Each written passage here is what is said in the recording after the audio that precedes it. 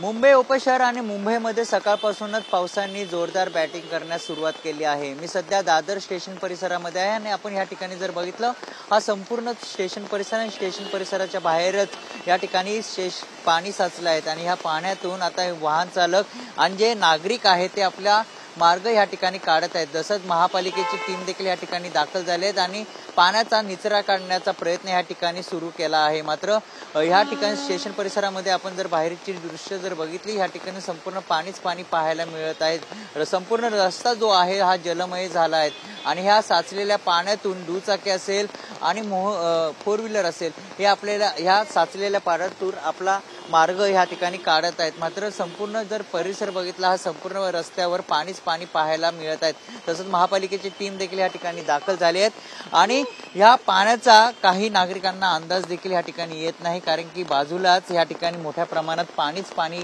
पाहायला मिळतं आणि तसंच जे नागरिक आहे जे प्रवासी आहेत त्यांना देखील ह्या साचलेल्या पाण्यातून आपला मार्ग काढावा लागत आहेत।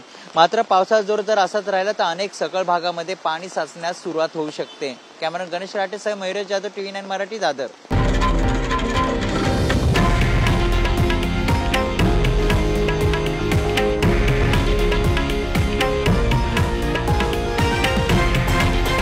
हे आहे देशातील नंबर 1 न्यूज नेटवर्क आणि आपण पाहत आहात TV9 मराठी, एकमेव।